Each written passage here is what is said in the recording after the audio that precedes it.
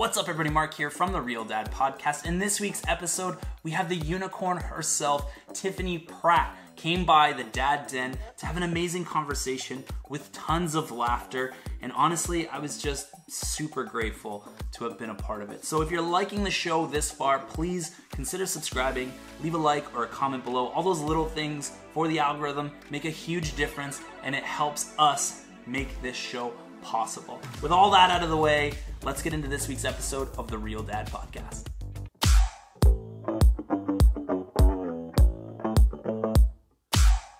Welcome to the Dad Den. I'm Dave. I'm Mark. I'm Joey. And I'm Brian. And I'm Tiffany Pratt. Hi. I'm a new member to the Dad Den, and there's only one thing wrong with this. I don't have a penis. What's wrong with that? Rolling on this. We have the amazing Tiffany Pratt with us. Tiffany, thank you so much for driving all this way out here to join us live in the Dad Den. Okay, well, first of all, it was the most pleasurable hour I've ever had because it was like coming to see 4 Santa Clauses. I love you guys. It's been too long. I needed to see your faces. As I said earlier, I needed to smell your sawdust. I love you guys. So thank you for jumping in on roll call, because that was fantastic. Well, I was like, I want to be a part of it. I mean, I don't want to seem like a guest. I feel like I'm one of the fam here. You are one of the fam. And 100%. it is amazing how instantly you became part of the fam. Because this was back when we were filming Home to Win. And I mean, like, Joey and I feel like we were low on the totem pole when you get into a show of that caliber with all of these massive hosts involved in it. And it can be a little daunting and scary. But then we decided to invite these high caliber hosts into our truck to talk. No, it was a van. It was a cube van. Not a truck. Come into my van. We want to talk to you. With a couch in the back. Not creepy at all. I can remember being so nervous to ask you, and you were just like, yes, of course. I would go into any van of yours. Okay, well, let's back up. I'm not high caliber. Oh, are you kidding me? You are the highest caliber. The point is that I felt just the same. Actually, I didn't know who anybody was. I got one better on you because I didn't own a television. And I had just moved to Canada, and I remember my sister, who is in television, said, you really should do a little background check so you know who's going to be there. And I was like, I'd rather go in cold. and then I walked in cold, and everyone's like, so-and-so in this show. And I was like, I like literally started to Google while I'm on set. I'm like, fuck. I don't know who anyone is. I don't know anybody's shows. So I felt like a total, literally duck out of water. So it was, for me, it felt really nice it's not about television. It's not about what you've done. It's not about anything. It's about the humanness. Yeah. And when you're on a set and you feel a humanness with certain people, that's when you know you're on the same page. Right. And I remember so many times, some stuff that didn't even make it on television. Right. Like, I don't know if you guys remember when they made us do that stupid Tetris thing. Yes. Dave, you made me piss. Wasn't it me, you, and Colin together? Yes, and that was like fate that brought us together. Because how else could you bring the three of us together like that? It was and everyone was watching us, and we were just crying, like laughing, sweating, and I was like, I love these guys. And so I think year after year, the more we were on set together, we got to spend time together. Right. Individually together, and then I believe the last year I actually pulled rank, and I was like, I want both of them together, please. Yes, you did. I was like, I can't just have Joey. I was like, can we make Rob Evans sick one day? Thank you very much. It worked. It did work. It worked I was beautifully. Like, can somebody put a virus in Rob's coffee today? I need Dave here. Meanwhile, Rob was like, "You're giving me a day off? Sure, no, I'm coming in. No problem." He was the one who put it in his cup. Yeah. That's who she was mic'd up with. But you instantly became family with us, and I feel like you have that personality that you instantly become family with everybody you interact with. But there's been something different and special about our connection. And I know we talked about it before we clicked record, but just the ability to get into a room after not seeing each other for a long time and feel at home and feel like we didn't miss a beat kind of thing. I know we can stay in touch on social media and stuff, but it's different when you actually get to see that person again in real life and like get that hug and that touch, and it's just like it's special and magical and beautiful. I agree, and it's not you can generalize and say I'm like that with everybody, but it's not the case. It's not the case.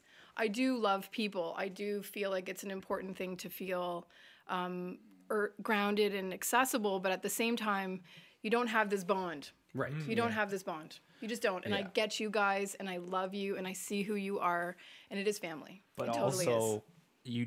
I would challenge that to say that you do have this kind of special power, because we had never met before, and we recorded an episode like probably over a year ago now, almost 2 years ago. It was like the beginning of and I felt like I had known you for years. And one of my favorite things about you is I have this like special collection of swear words. So whenever I meet a new person, I like wait to hear them curse. It's like one of my favorite things. I am dying right now. I'm not kidding you. I remember I have like this little like thing in my head where I remember every single time I heard the first person swear. So I have them all for all my little. And yours was like record fast. I think it was like within 15 seconds. You're like, how the fuck are you? I was like, there it is. There it is. Well, that sounds about right. Yeah. That That's sounds my about favorite right. thing about you. Like, you're just real, and you make everyone feel like they're welcome. And I can't thank you enough for that. So, Oh, you know what? We are all. I say this all the time. Human. There's a grace in humanness, and if you just put all that other, I call it BS, all that other, the stuff that's the paper bag that we have around us. If you put all that stuff aside, and you just connect to the humanness in people, you're not strangers, you're friends immediately. And I think, you are the company you keep, and you're hanging around with these guys. So by proxy, I will love you because I love these guys. And that's appreciate you. that's the way it goes. That's the way it goes. And that's what we've been building with this podcast, and that's what our goal is with this, is to like have our listeners feel like they're a part of it. Have our listeners feel like they are a part of this group, a part of this family, and a part of this world. Because I don't know, being a dad and a parent can be so hard, and you can feel so alone at times. And we've lost the sense of community helping with people and allowing other people into your lives to help you. And we want to be able to just be that community for the people that are missing it and lacking it. And I appreciate you saying that, because I think it just kind of all comes together. So all of our listeners are now family with Tiffany Pratt as well. Well, I think that we are actually, the world is all family. And there has been a divide in community, not just in the last 3 years, but in the last probably 20 years, everyone, especially with the dawn of social media, things have slowly separated us from each other. And I can't imagine what it's like to be a parent right now, because I'm not a parent, and I feel honored to be on in the dad den, because I'm not a parent, and I want to say that right out of the gate. But I do know what it's like to be around families. I do know what it's like to be around children. I taught them for many years.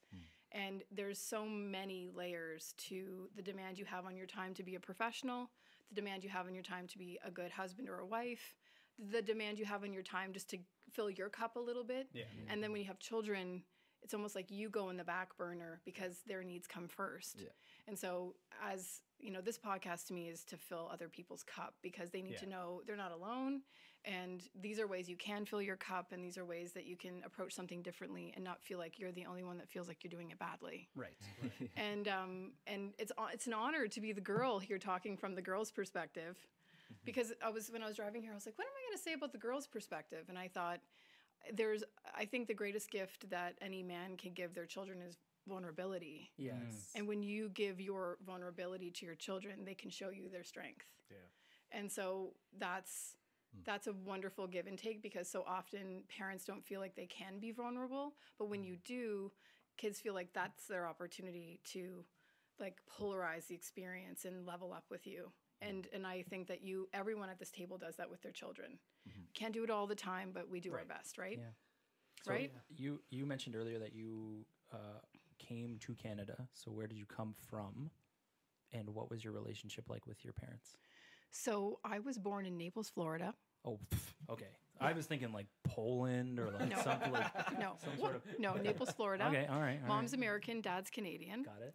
They met on a trip in Europe. My father moved to Florida to be with my mother. My father eventually moved us up to Canada, a little town outside of Ottawa is where he was from. Okay. And then when we moved back up to Canada after my mom was like, okay, my husband's been traveling a lot. I have 3 small babies. Let's just go where your business is. Right. My father actually passed when I was 7. Oh my God. So I was raised by a real badass mom. And I have 2 sisters, and we're all a year and a half apart. So it's a very interesting experience to be at a table with all dads when I can say I had a really short experience with my father, but it was a profound experience. And I think when you don't have a father, you learn how to parent yourself in a different way because you don't have that polarity that you would if you had both parents. But I do think I come from a wildly eccentric bloodline on both sides. Got it. My father was an entrepreneur. He was an auctioneer. He was involved in automotive, and he was involved in livestock, which is what you do when you're an auctioneer at that time. Right. So a very loud, boisterous man, as I'm sure you can imagine.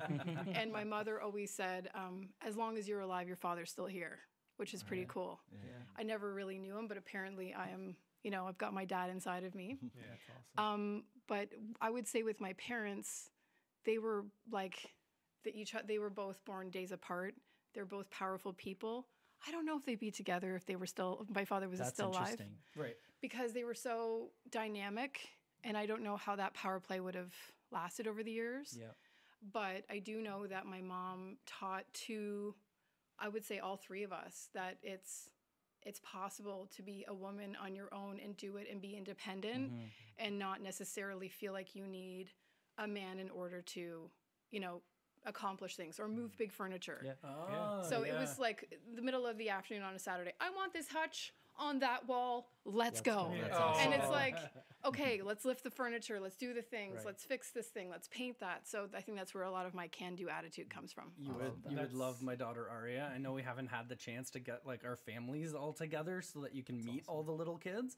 But Aria rearranges her room multiple times throughout a day, a month, a week, and she moves all the furniture. And we don't even hear her. She doesn't ask for help.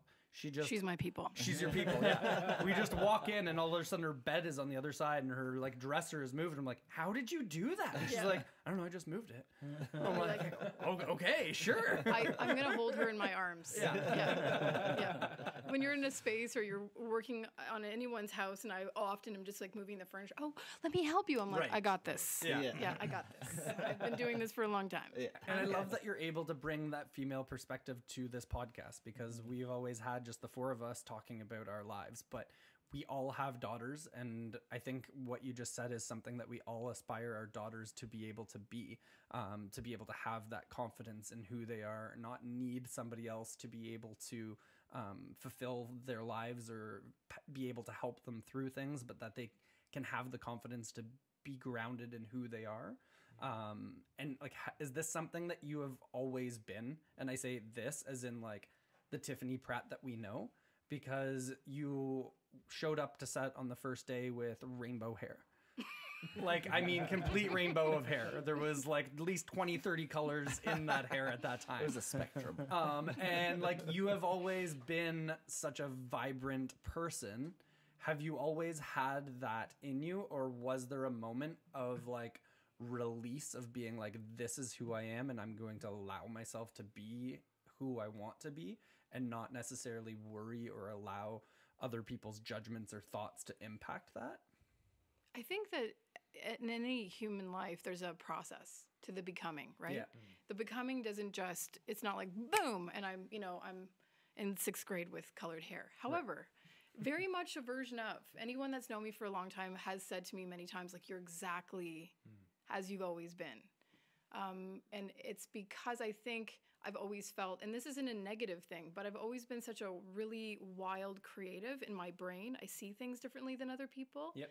So because of that, I've always felt like an outsider, never totally feeling like I was in with cliques or cared too much about popularity or needed acceptance, because I understood that what I was not mainstream.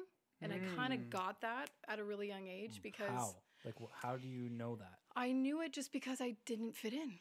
I just didn't fit in with the other kids. And also I had a bigger life experience at that point. When your father passes when you're 7, you start to look at life very differently than a typical younger child would. And then I also, because my mom was a single parent, when you're a single parent, you don't have all the time in the world to be devoted to every single child. Right. So I had lots of time and space because my mom couldn't devote lots of time to each of us individually. So, but what she was is a creative person, and there was always stuff in the house for me to mess with. And I think to your point, I just started to play around with stuff. I was painting, I was color and textures and literal material and makeup and all of it. I've loved it since the jump. Right.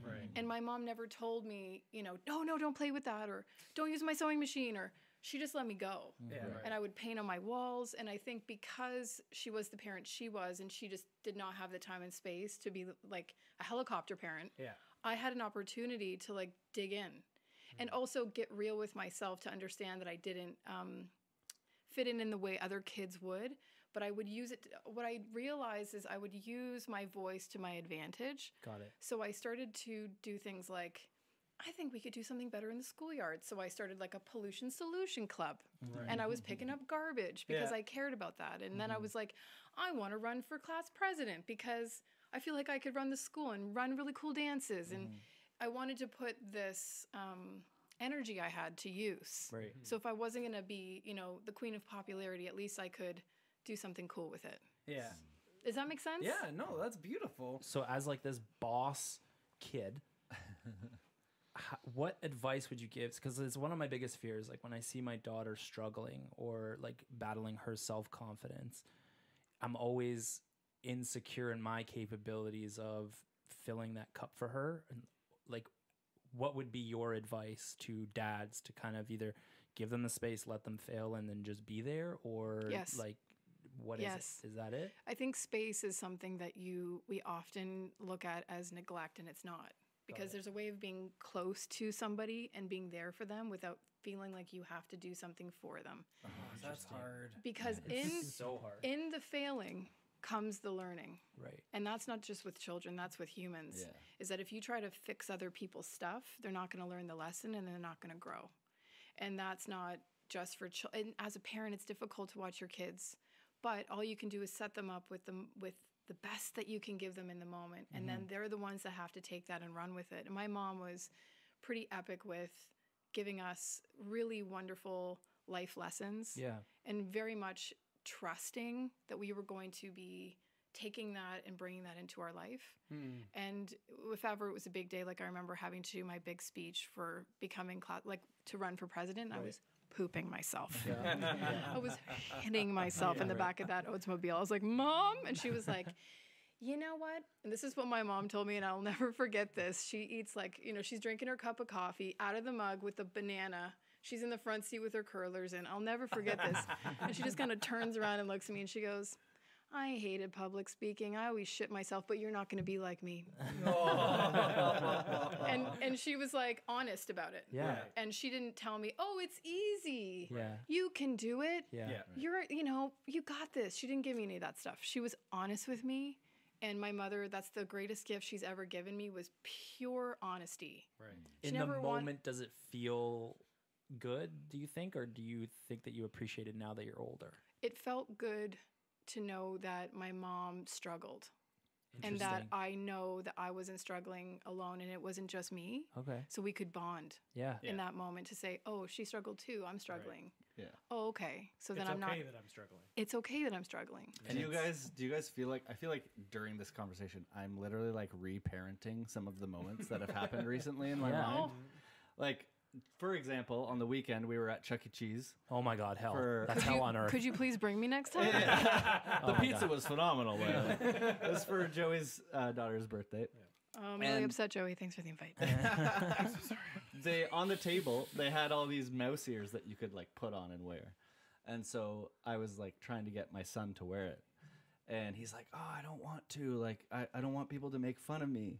And I was like, so I had just put them on because I was like, see, like, it's not a big deal. Like, you can be different. It's okay. But like, I feel like I could have reframed that and said something like, I probably would have felt the same way, like kind of like leveled with him in that sense, saying like, I would have felt the same way as you, but you don't have to worry about what other people think about you type of thing. Like, I catch myself with that a few times where it's like the saying like, it's okay. Yeah. Where like you're trying, but then it's also downplaying the feeling that they're feeling in that moment. Right. Yeah. And then I've started to change the way that I phrase it to be like, no, like it's okay to be scared in this moment. Like it makes sense to be scared. You've never been here, whether it's like whatever, the dentist or going somewhere you've never been before. It's like, yeah, like I get scared when I go to new places too. Like, or you've got to do a presentation and it's like, no, it's okay to feel nervous. And I feel nervous every time I go on TV for City Line. Like I am anxious and nervous the entire time until it's done. And then I'm like, why was I nervous about that? Yeah. But then realizing that like nerves and excitement go hand in hand. And then also realizing that like sometimes that nervousness is because you're passionate about what you're doing too, right? Yeah. And you care. And you care, it shows that you care and it means something to you, right? I just have such a hard time when I see my daughter struggling with the same things that I struggle with. I want to take that away from her. Of course. But it is interesting to have it reaffirmed that it's like that's where those lessons come from, and that's where like you're developed and your personality is kind of curated from living in the shit. You have to have there.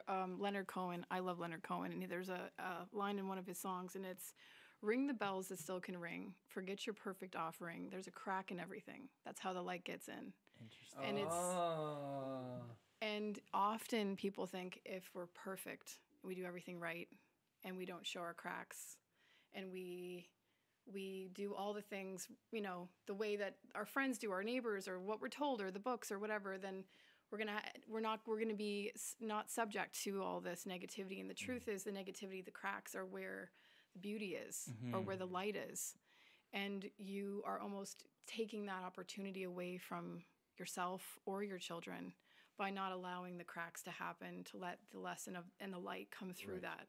It's just for me, it's the feeling. Like I feel good when I'm able to help them with a problem. And I saw like a trending video thing. It was like, imagine being a kid where the only thing that they care about is attention from two people. They don't care about money. They don't care about a house, cars, or anything. The only thing that they want in life is the attention from the two people that they care about the most. And for whatever reason, that kind of like obviously hit home. So now I'm trying to be more like in the moment whenever my daughter is giving me her attention.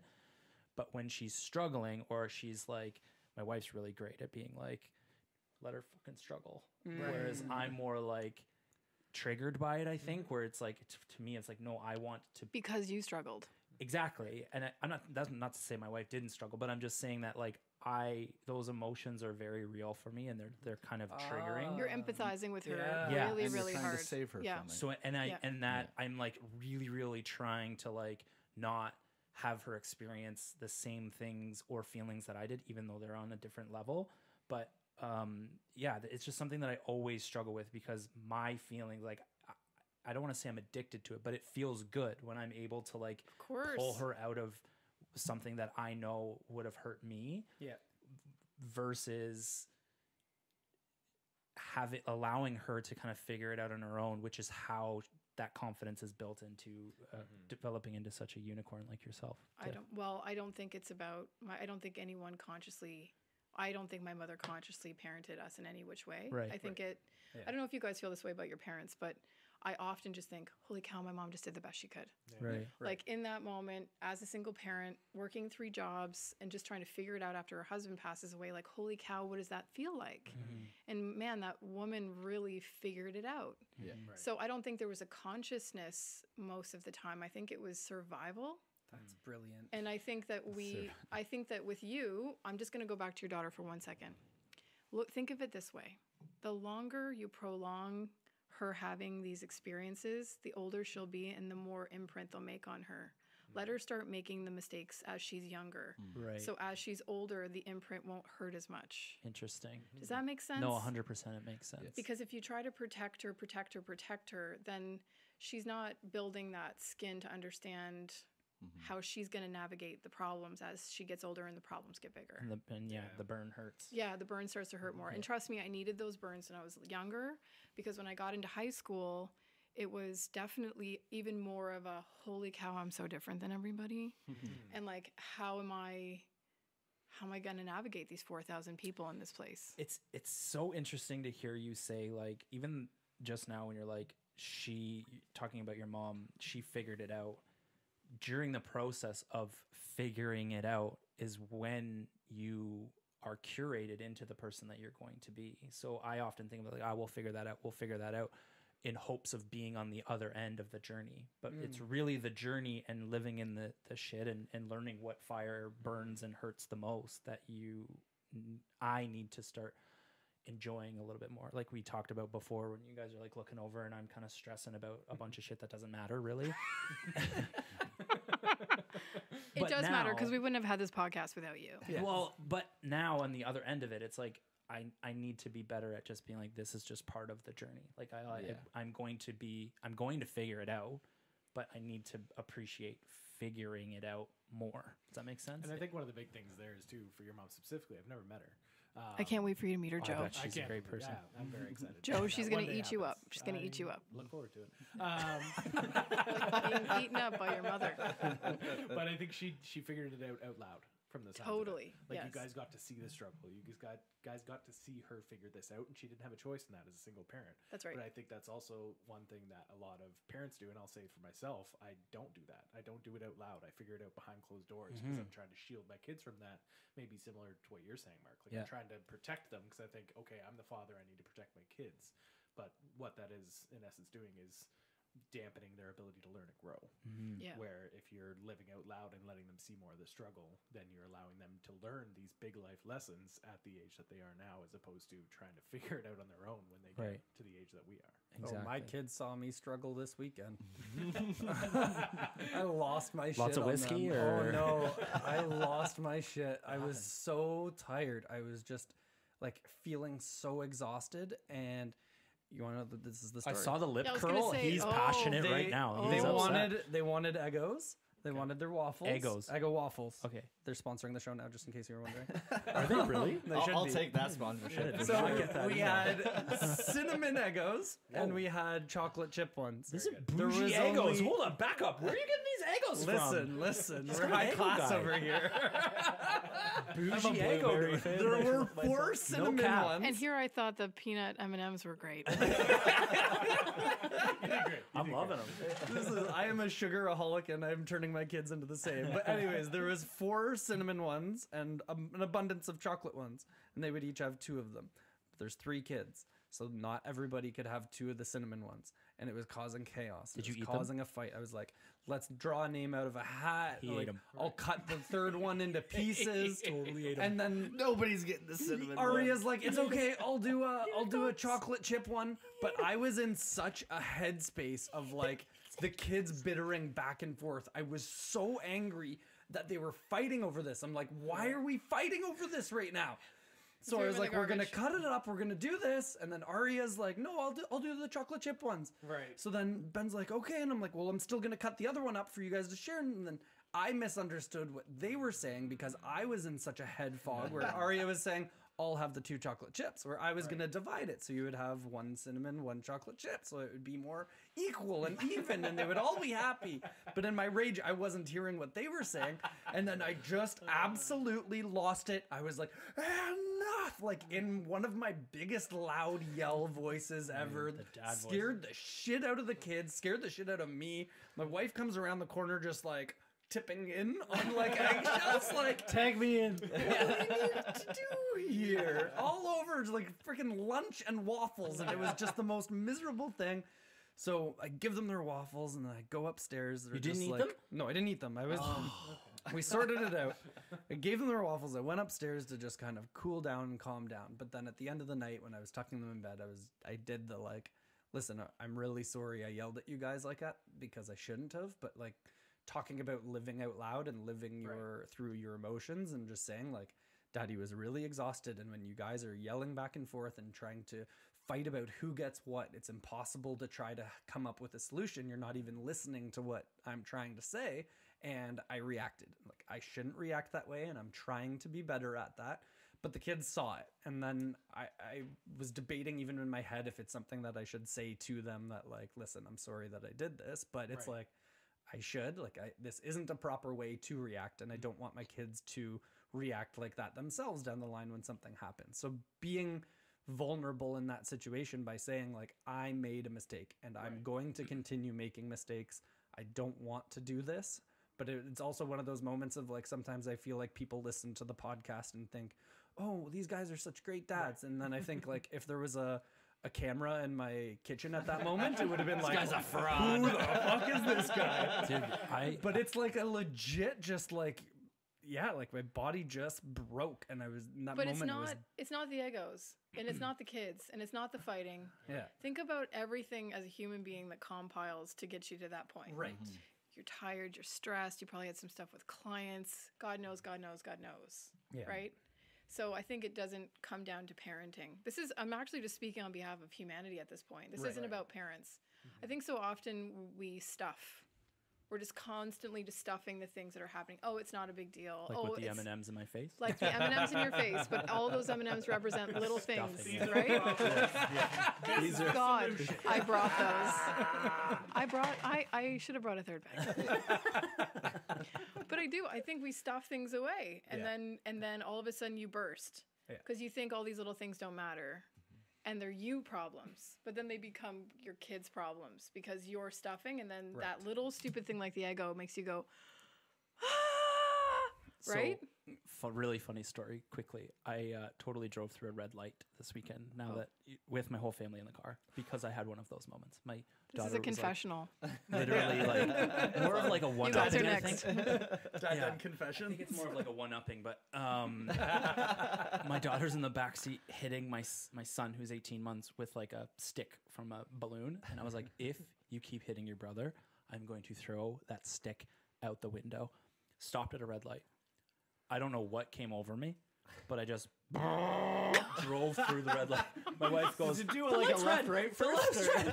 when she told me the light was red, I was like, oh shit. Should I back up? It could have been so bad. We were in the city, like we were in Toronto, and I just floored it. And my wife was just like, do you want me to drive? I was like, I don't know what's wrong. I don't know what's wrong. Yes, in fact. But yes, please drive. Get these kids food, get me food, and let's just start over, okay? But yeah, it's interesting when you like go through whatever triggers you and it just the stuffing comes out, you know, you burst at the seams. Well, I think we think that our kids know us so well because they're around us all the time. But like you said, Joey, like you're not telling them the things that are going on in your head. They don't actually know what's going on through work or whatever, family or anything like that.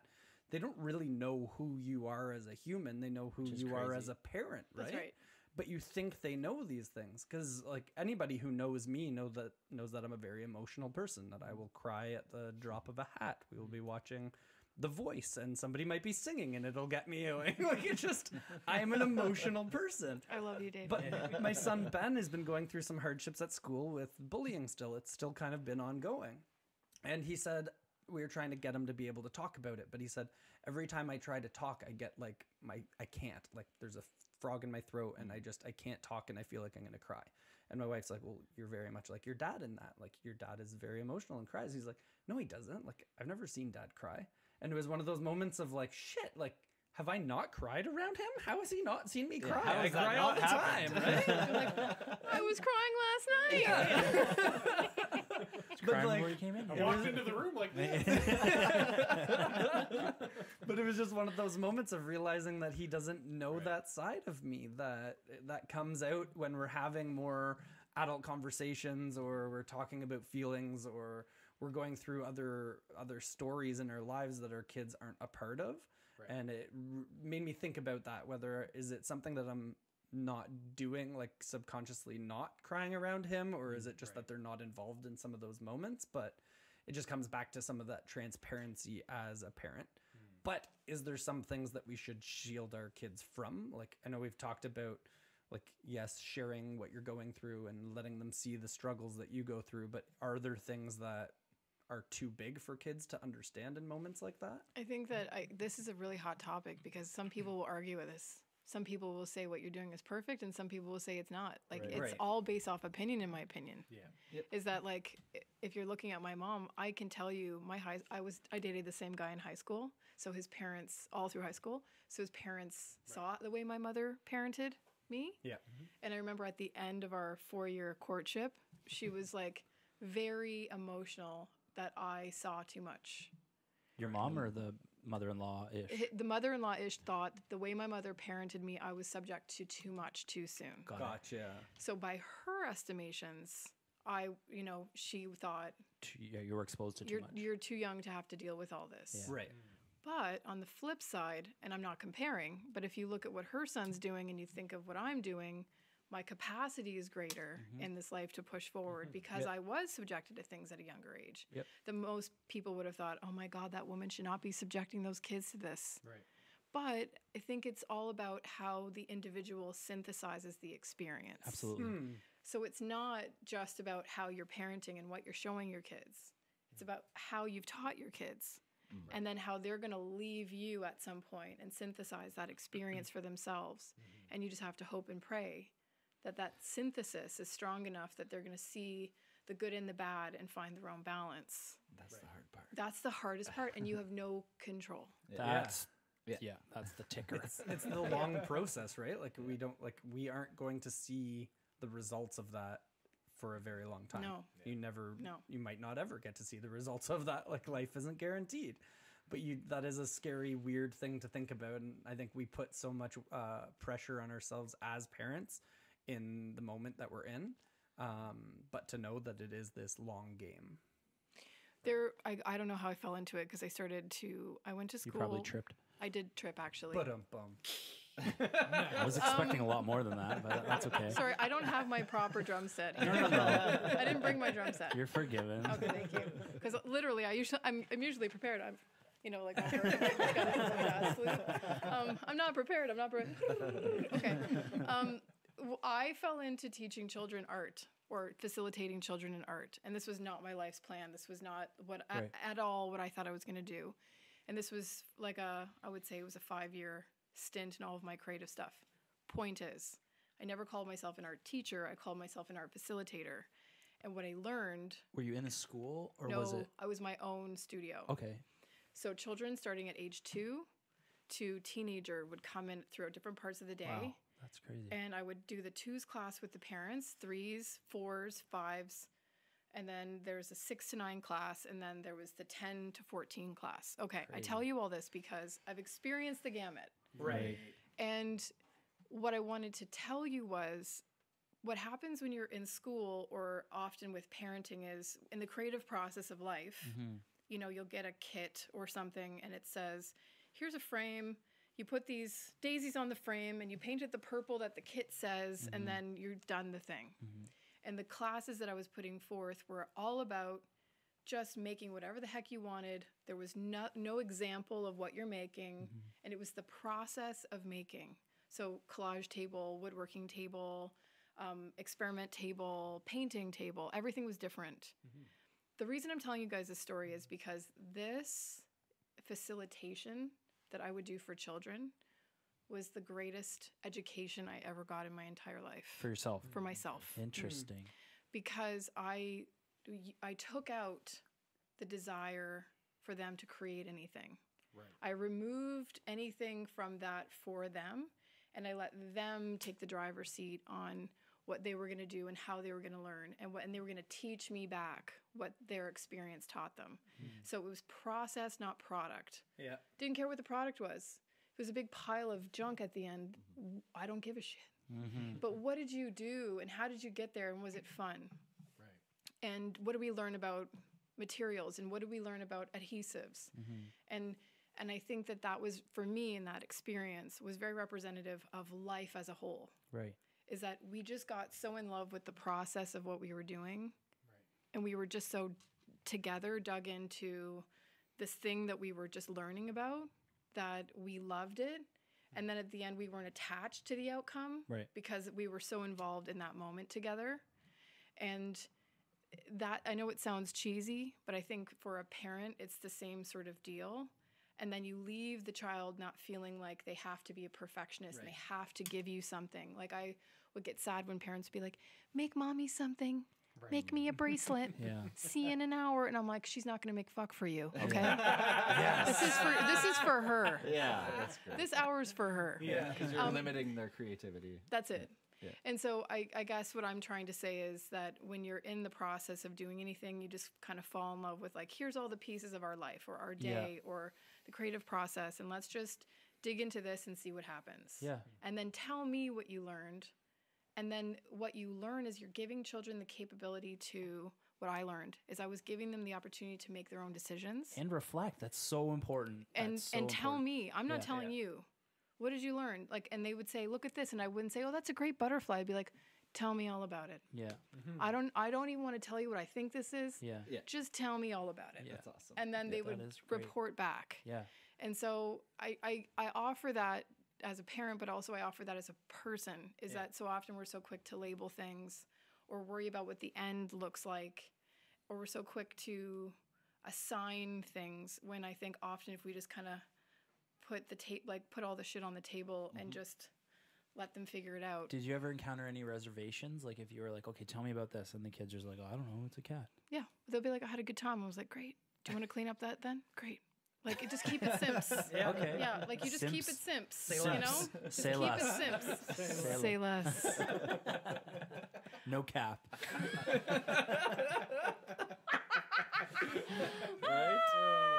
See, that has been blowing up in my face though. Because my daughter, she will create a painting or a picture or something and come up to me and ask, Daddy, what do you think? And I started doing, because Brian had suggested it a while back. Yes, Brian. Of like, what do you like about it? Yeah. So then I started doing that. And then one night, and she was talking to me, she was like, Dad, why do you keep asking me questions back? Yeah. She's like, I'm like, well, I want to know how you feel about it. It doesn't matter how I feel about it. I'm like, I don't want you to just feel happy because Daddy liked it. I want you to feel happy because you liked it. And she was like, well, can you stop doing that? Because it's really annoying. She's like, I want to know what you think about it. I want to know what you like. She wants your approval. So she'll come down in like an outfit even, be like, so what do you think of my outfit? And I'm like, what do you like about it? And she's like, Dad, stop! But that's good. I think that's good. It's That's good. good. Yeah. Doing that. But I think the female, the daughter, is their first love relationship is with their father. So it's just look at that as like a little mini love relationship where when you're first falling in love with your partner, you want to be attractive to them, or you want them to accept all the things you're doing or think what you're doing is cool. Or drunk on a beach in Dominican, whatever. But you can't do that with your daughter, all right? I know. That's why I was like, where are we going? Where are the similarities here? Draw the line somewhere. Right? Talk to me in a way I can understand. Yeah. TV. We're going to the Dominican, honey. I got to level with our daughter. No, my wife will not let that happen. But I love what you were saying about that, just like giving them the space power, and the power to Yeah. be able to create without an expectation. Yep. I think too the way you frame it is, I think you could say to your daughter, she wants your approval. If you notice that, you can be like, I love everything you do. Right. Blanket it first. Yeah. You know I love everything you wear. Right. You know I love everything you do. Tell me what you love about it. Yeah. I want to see if we have things in common. You know, so it's like you kind of know that she's searching for your approval, so you'll just give that to her right away. Yeah. But then put her right back in the power seat. Yeah. So it's like, you always have my love. You know I love everything you do. You're beautiful. Right. Tell me what you love about it. Yeah. Right. Because I think that that's the thing that with all, I dated only older men for the longest part of my 20s and 30s because I was always seeking that father-like approval from my partner. Always, always, always, always, always. And how I realized that inner child stuff got healed in me from my father's passing was when I married Zach, who's a younger man. Right. And he's the only younger man I've ever dated. And I was like, oh, I think I worked this out. Oh. I think I'm feeling healed from this. Yeah. And it's through our experiences and our doing that we, even as adults, we keep recovering things from our childhood to heal ourselves. Yeah. So just know that every day you're putting love forward. Every day you're hugging your kids. Every day you're putting them before yourself. Every day you're caring as much as all four of you do. You're being sensational parents. And you can't want more than that. And if they're looking back on this experience and watching these videos, they can feel so much love going, oh my God, my dad's made an entire podcast about how much they love me and they hope that they are parenting me all right. Right. Like, come on. You guys are like angels. Let's not go too far. Yeah. You're angels. What shoulder are we sitting on here? I guess she hasn't listened to the episode where we call them little fucking shits. Go Go fuck yourself, San Diego.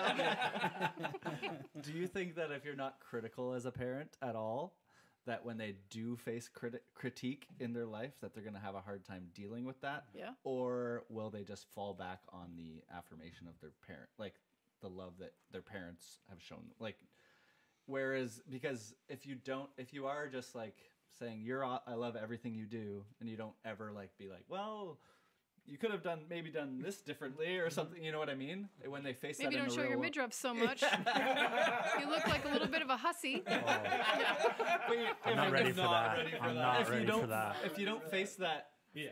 in your house, like in your like Well, growing of up, course you have to say this if you're a parent. Yes. But I'm saying if it's not, obviously if it's not challenging that part of Right. yourself and it is just a beautiful little outfit, you can say I love it. But if Something she's coming creative. down, in a tube top or, scandalous, and you have to be a parent, you have to be like, okay, you know what? A little too young. Like in my case, I was trying to wear lipstick way too young. My mom's like, no, we're not putting on lipstick in 6th grade. I'm like, I just got to get dressed. Okay, Mom, I got to get, and she's like, we're not doing that yet. I couldn't wait to put on a bra. I was so excited. I'm like, I think I'm ready. She's like, you're not ready. But like all girls just want that, they want to fuss. Not all girls, but some girls want to fuss. Right. So I think it depends on the child. And there's, I think polarity in life is what makes the experience. It's not all great. It's not all bad. yeah, And that's what a parent is for, is to balance the polarity as best they can. yeah. Because sorry, hit it, Joe. All good. I was going to say one thing I'm definitely going to implement after this is we do at our dinner table, we usually do what's the best part of your day. I think I'm going to change that to what did you learn today? To hopefully start to pick up on a few of those things that weren't the best part of their day. Like we sometimes would do what's the best part of your day, then what's the worst part of your day. But I think even that piece of learning, because that's where they're growing. And then for Meg, my wife and I, to say what we learned that day, even if it is content that they don't understand, where it's like I learned something at work, it's like still teaching them that, yeah, we're still learning too. We don't have this thing figured out. Right. So, like, Totally. we'll always be learning. Right. Yeah, I'm still learning. Yep. Yeah. We had a good conversation with, one thing I was thinking while we were talking is how great it is. I know we've mentioned it before, but how great it is when your kids are at an age where you can actually communicate with them about what they're feeling. Right. Because my son, since he was 2, he's like had like really big freakouts, like just, scary sometimes. Like you don't know what's going on. Anyway, he had a bit of one on the other day, and Was it this weekend? Because it seemed like a lot happened this weekend. That's every weekend. he like gets into this mode where it's like a loop where he's just like, don't talk to me, go away, don't like, and he won't listen to you at all. Right. And so I feel bad leaving him when he's like that because he's like hysterical. So I don't want him to feel alone when he's in those modes. So this time I didn't know how to communicate with him about it because it's just a lot to deal with as a parent. But when he kind of comes down from it and you can start talking to him about it again, I just said to him, I was like, what do you want from me when you're feeling that way? And I said, when you say like, go away, do you actually want me to leave?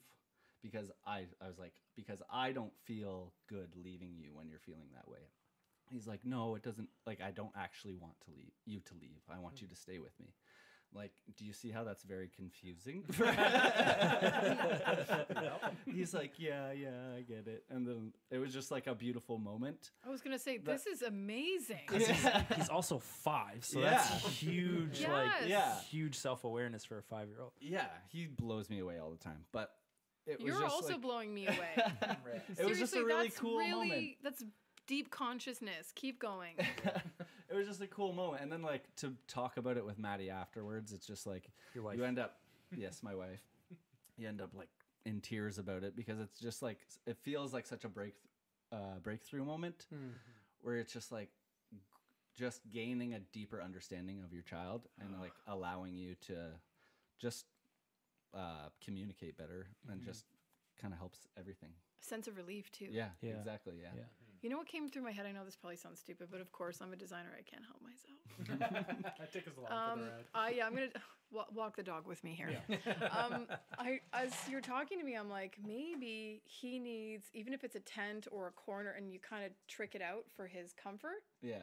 So when he has those moments, you can ask him like, what sort of a small space or place can we create for you? Yeah. When you feel like you want to be alone, but you're not going to be alone, that you know I'm on the other side of the tent door, Right. or wherever, but you're going into a place that brings you comfort. I can't help but think of that because I think we all have those moments. We call them creature comforts, but as we're younger, we're still trying to figure out what those things are. And to cue him to understand what his comforts are can help him self-soothe quicker. Right. Yeah. Because I think it's interesting, like, I don't know if you guys are like that as adults, but I think sometimes we forget the little, or we sort of unconsciously go to creature comforts of things that we think, okay, this is going to bring me comfort in this time where I don't know what the fuck is going on. Yeah, drive through a red light. Yeah, exactly. So do you guys have creature comforts? Chocolate, totally. Joe, I'm the same. Just sitting on the couch. You just sit on, you need to like veg. nobody bothering me. You just sit there blankly, or Oh, I'll watch sports or watch TV. The bathroom. The bathroom's the sanctuary. 100%. what do you do in the bathroom? I'll Whatever just the fuck scroll I TikTok. It's my kingdom. Yeah, there's freedom. They know that they're not supposed to go into the bathroom and someone else is in there, even though they will just barge in on you. But you have that little space and the serenity to just disappear for however long you need. Completely agree. So you guys need to disappear. Joe and I need to eat chocolate. Got it. And you need to completely turn your brain off. Yes. And watch mindless television. And if somebody brings me coffee, that's like cherry on top for sure. Joe, I'll meet you in the corner with the M&Ms. Can I bring M&Ms to the bathroom? Because I think M&Ms belong everywhere. have a little secret like snack drawer in your bathroom that just disappeared. Is that sanitary? Is that okay? I will put a bag of Doritos underneath my sink. I don't care. No shame. Make a little locked door, and they're like, 100%. Mommy, Daddy, what's in the locked door? Nothing for you. Oh yeah, we have one of those things. Snacks. It goes up high. Yeah. Doritos, they hear crunching in the bathroom. You're like running the tub. Oh, Dad's having his daddy time again. Yeah. She knows. Yeah. Doritos in the tub. Great 100%. spot that I think a lot of people use for that is outdoors. And one way to make your outdoors even better Oh, you is with son of a bitch. Regal Ideas. Our sponsor of the show. Stop. They create an amazing aluminum railing you can put around your deck, and you can add lighting because lighting sets the ambiance for that creature comfort. Also, is there like a little ledge in there you can put those bite-sized chocolate bars? Does Regal have a little chocolate ledge there that you Actually, can the kinda... caps pop off so you can store it inside. Inside the tube? Oh wow, that's a legit smart idea. He's just coming up. Getting them back out might be kind of tough. I think this needs to be sold. I think they really need to be advertising this chocolate storage. If our kids find out that the railings, like that the tops can pop Yeah. off, then like when they're teenagers, they're gonna know they can store a bunch of shit in there. And it's chocolate storage too. Pop, eat. Like, I think you guys should do a commercial. Yeah. I think you're onto something here. I agree. There's your weed. There's your munchies. Yeah. 2 tops for 2 different experiences. Oh man, that reminds me because we were talking about how kids, their different lingo now, right? Like all the different words that they say and stuff. The Gen Zs. So we went to a hockey game a while back, and we took the train. And on the way back, going home on All the of train, us did, like, all of us. our little group Hold with on. the wives, No kids. Yes. No kids. we went out. So on the train ride home, there was a group of teenagers sitting behind us on the train, and listening to these teenagers Hold on. talk. Are you pulling up notes on your Oh, yeah, no, phone? you Yes. totally did, yeah. We were creeping Stop. them. It was pretty hilarious He conversation. took notes. He took notes. Take notes. Oh, I should have brought this up You sooner. have a really so that I deep could note find them. list here, Dave. I just want to. Somebody stall. Okay, so I saw this thing on the other day that said the inside of your car is a direct representation of the inside of your brain. Ooh. And my head went immediately to Brian's van. Oh my God, Brian, what is your van? It's a mess. Are you gonna clean that now? Is this the call? Is this the moment you needed to be shamed into cleaning it? Meanwhile, I'm like, okay, so I'm thinking about my car immediately.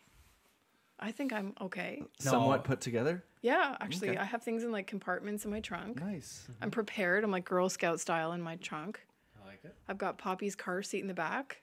Safety first for my wiener. Yeah. Dog. Yeah. Wait, your wiener dog has a car seat? Yeah, it's like a little miniature couch with a seatbelt. That's adorable. Yeah. Is it adorable? Of course you would be the one to shame me for my wiener dog couch. You knew that was coming. I don't know if it's adorable, but It's because you have human children, okay? I appreciate you. All my van says about me is that I just need 1 day to clean myself up. Just give me a day.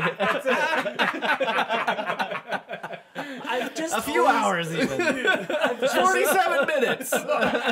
Seconds. I want to be your fairy godmother and grant you like 4 hours to sit in front of the television and drink coffee and then go to the damn car wash. Yes. Sounds like a great Saturday. All right, I found my notes. It's pretty funny. I found it interesting sitting there and listening to these teenagers talk about their dads. Our kids are so young, and I wonder what they'll talk about of us when they get older. Oh, God. Sweet baby. But it was so funny. The one girl was saying, my dad is better when he's not parenting. I love my dad right now because he's just my friend.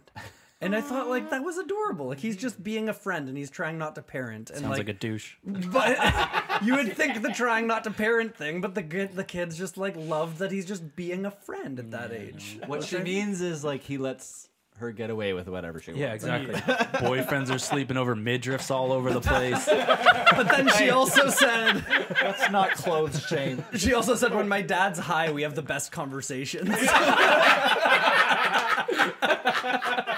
I like this guy coming a lot. together. I was going to say, and the puzzle is complete. now we're That making was sense. the giant piece we were missing right there. Followed by, my dad saw my TikTok and said, this is why kids are getting abducted.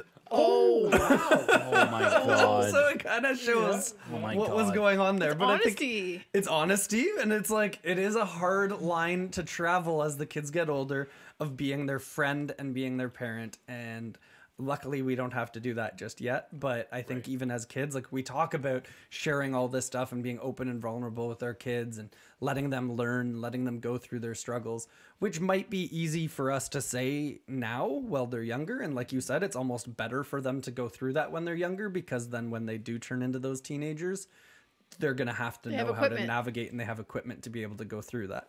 And it might be a little bit harder to be just a friend in those moments, and they might need somebody to be more of a parent in those teenage years and stuff as well. So I don't know. I'm interested and hope that we get to carry this podcast through into our kids' teenage years to be able to see the transformations and see the stuff that we talk about now and how that translates years down the road. Hopefully we Right? figure out video by then. Because you were stressing. That's all. I don't want that for you. Yeah. I want you to be really stress free on the next one. Don't waste your wishes, Tiffany Pratt. Come on. Get out of here! Hi. Hey, Joe Sullivan, come on into the podcast. Or like I have a question. I have a question for you guys. Yes. I know Spotlight Electric just walked in. yeah. Hi. You can go use the bathroom, Yeah, Joe. he's It's all right. You know what the best part is? It's like he assumes I'm always here. Yeah. Hey, Tiffany. I know you're always here bringing your peanut M&Ms. Good to see you again. What is? Oh shit balls. Here's the question. This is I think it's important. Can we talk about your rock for a second? My God, that thing's the size of a wiener dog, for crying out loud. Well, that's what I wanted. No, I'm just joking. It's a Morganite. And yes, thank you. I think Zach understood that I wear extremely large tack. This is actually my father's wedding ring. Wow, that's My so mom cool. gave me that. So this is my dad's, this big one at the bottom. Cool. Beautiful. Yeah. Cry. Anyways, when you talk to your kids, do you feel like you take tones with them, or you talk to them differently than you would to a normal person? This is a hot topic. I have a daddy voice. I learned this from via my Dad daughter. voice. Dad voice. You No, don't have it's to daddy voice. everything. It's a daddy voice. It's not the bedroom daddy voice. No, stop. Hello. Brought it up. Every freaking episode, Joey. Listen, I didn't We all know Joey has a healthy appetite, all right? For chocolate and the ladder. And balconies. But yeah, Murphy, my daughter, was giving me shit. She just said, I don't like it when you use your dad voice. So there it is right there. That's why I'm bringing it up. Yeah. Because as they get older, they're going to notice that transition. So you almost have to catch yourself now because when I was working with kids, I worked so, especially with the small kids to the adult kids. Right. I talk to the 2s the way I'm talking to you now. I talk to my teens the way I talk to my 3s. And it's really hard. I do my best to do that. I know it's hard. I'm too sarcastic, and my kids don't understand what's right and what's wrong. Eventually they will. I don't know. My daughter's 6. Hope you had a good poop. Yeah. Don't leave your hair in the sink next time, okay? That would have been a very quick poop. Could have been diarrhea. Seconds. Could have been diarrhea. Love you, Joe. Probably you. You could have had Burger King. But yeah, my breakfast. daughter can't tell the difference. Like, she thinks I'm lying when I'm being sarcastic. She can't identify. I know eventually she'll probably get to an age, but I can't help it. I'm from a very sarcastic family. It's how we dealt with a lot of things. But I know that it frustrates the shit out of my wife, because when I'm talking to our kids, they'll say something and I'll just give some Snarky. very snarky, borderline inappropriate comment Probably back. just inappropriate. Yeah. Check yourself before you wreck yourself. Yeah, exactly. Okay? Yep. Like, my daughter comes to me, for example, she's in love with this boy Lucas, and they're gonna get married. And How old is she? She's 6. Straight up. And she'll be like, "No, I love Lucas," and I'm like, "Lucas is a stupid name." And then my wife's like, and she's like, "He's not stupid." I was like, "I didn't say he was stupid. I said his name is stupid." So you and your daughter are the same age then? Yeah, pretty much. We talk very well. Like, we have a very good lines of communication. It's very challenging for me to get rid of that natural Reflex. to be sarcastic. Yeah, maybe you don't have to though. I don't think I am ever going to. She's gonna grow up to be just as sarcastic. Oh yeah, probably. It's confidence building. So I should clarify, the dad voice that she hates is when I use my serious voice. Oh. Yeah, when things have you gotta Yes. turn the tables a little bit. So I had to explain her to that I don't like using that voice either. When I'm using that, it's because you're not being safe or you're doing something that I've repeatedly told you not to do. So now I'm using my serious dad voice so that you can fully grasp the seriousness of the If you situation. listened to the first time I said it was my regular voice. Exactly. It was the 5th time that it turned that into the happens. dad That voice. happens. Oh yeah. We're only human. Oh, 100%. My mom didn't have a voice. She had an eyeball. Oh. Just a look. Just As one. soon as I saw the eye, I was like, I'm fucked. Good night, Toronto. My wife's mom voice scares me a little bit. But we have this rule where we're not in the good kind, but just this rule of I'm not going to overshadow her parenting. So even if I don't agree with what she's saying in the moment, I'm not going to come at her in front of the kids. That sounded weird. We understood you. Yeah. Okay. Context. So then afterwards is when we were kind of like, hey, when you were doing this thing, maybe not do that anymore. But I think my daughter has picked up on that, because we'll be kind of whatever, and then Robin will use her mom voice, and then I kind of must make a face, or I kind of get more reserved, and instantly my daughter will just kind of shift her attention on to me. How is this motherfucker judging this? Yeah. That's He how I'm doesn't gonna seem to like respond. this either. He's not on board with this, Mom. You gotta fix it. Yeah. What But it is he? happens, Looks like a scared puppy? it happens all the time, yeah. Dad, I agree. Mom, do you see his face? Look what you're doing to Dad. Right? Yeah. Could you imagine? Stop it, Mom. You're scaring him. You and I are supposed to do this behind closed doors for Dad's sake. Okay? I don't know where I was going with that, but that's how I For feel. Dad's sake, Joey. Well, Tiffany, I need to say. Don't stop. Well, no, because it's gonna happen again. We're gonna make this happen again. You do it right as I'm pissing myself. That's his podcast Well, voice. yeah. He just dad voiced us. He dad voiced us. Because it always starts with well. Just a Wrap few it up more at some minutes. point. Just a few more minutes, Dave, please. Gosh. Listen. Is it bath time already? I'm not done yet. Oh, Dad, I don't want to I was just go. about to tell Tiffany how much we love her. Yeah, and then you're gonna ask how for a amazing review. she And you're gonna was. tell everybody to share the shit, and then No. we're trying to grow it, and we appreciate everyone for listening. I realized Oh, my something God. today. I think I just peed a little. And maybe even last night, an issue that I have that I'm working through. is I thought you were going to cancel. I have this issue in me where I think that people aren't going to show up. And it made me realize this, you coming here today, because when you said you wanted to come onto the podcast, I was like, amazing. And then there's always those times with people when it's like, oh, we should hang out, we should get together. And it's like, yeah. And then it doesn't happen. But instead we were like, all right, what date? And then we went back and forth. We found a date that worked. All leading up to this, last night when I messaged and stuff just to check in, was really me being like, expecting you to say, actually something came up and I'm not going to be able to make it. Can we reschedule? So you actually showing up and following through like means so much to my heart. And that you're actually here. And I realize that I'm dealing with that internal dialogue within myself of feeling that people are going to back out or cancel on me and stuff like that. So by you showing up, like, fills my heart more than you will ever know. The hug that you give when you walk into a room, the presence that you bring when you walk into a room, it means so much to me, and I know the guys here as well feel it as well. It hits in a different way, no matter how much stress or drama you're going through or yelling about waffles. A Tiffany Pratt hug just makes all that melt away and brings so much joy and peace into my life. And I realized how much I was missing it over the years of not getting to see you. So when I say we want you to come back, we actually do want you to come back. Say less. Say less. Say less. No cap. No cap. No cap. So thank you so much for your time. Love. We talked about this before. Were we rolling when we were talking about love? But I was saying earlier that love, people say a lot in the entertainment industry, like, oh, I love you, man. I love you. I love you. But when I say I love you, I really mean it. And for me, love is not a word.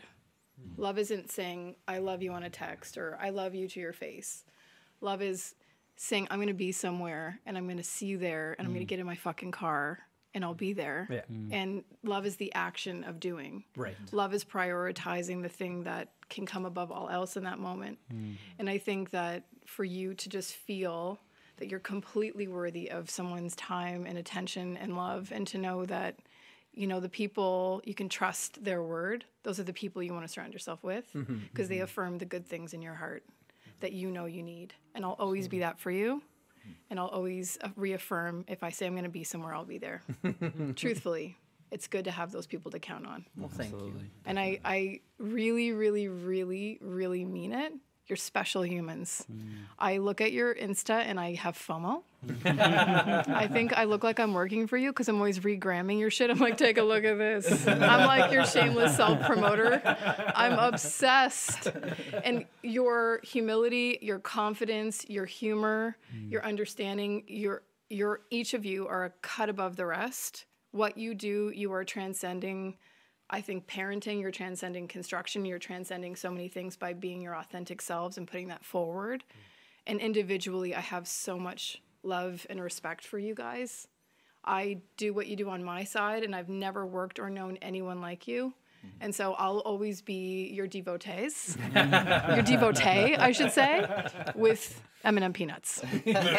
So I will be back, and hopefully we'll talk about, I don't know what the heck we're going to talk about next. What is it going to be? What's it going to be, Dave? Who knows? Life just comes up and we talk about it. Yeah. Just press record. Yeah, I think we can dig into some other stuff. I mean, things got a little heated around here before we press record. Or maybe we'll put that in the censor. Oh, that's a good conversation. Right? Would you be open for a conversation about that? I'll do my best. All right. I mean, nothing's off the table for me. I'm an open book. Know what they're talking about? I already forgot. I have no clue what you're talking about. Talking about how long something should take. I already want to talk about whatever it is. I want to talk about it. I didn't need the explanation. Sex. They're talking about sex. I got it.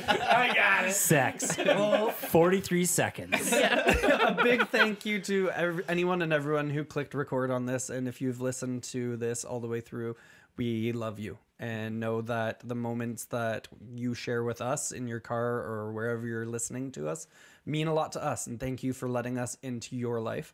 And you should also share that with everybody you know. Absolutely. 1 And then million tell percent. everybody they know to do the same thing. Yes. When you say that, do you feel like you're talking to just Brent? I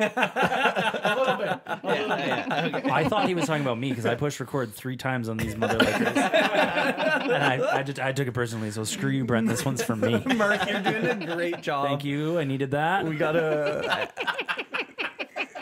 May the sunshine brightly on your face. Fucking 3 other people sitting here. Yeah, Mark, you're awesome. Yeah, thanks. Thank you. Thank you. I think you all need a hug again. I think you all need some affection.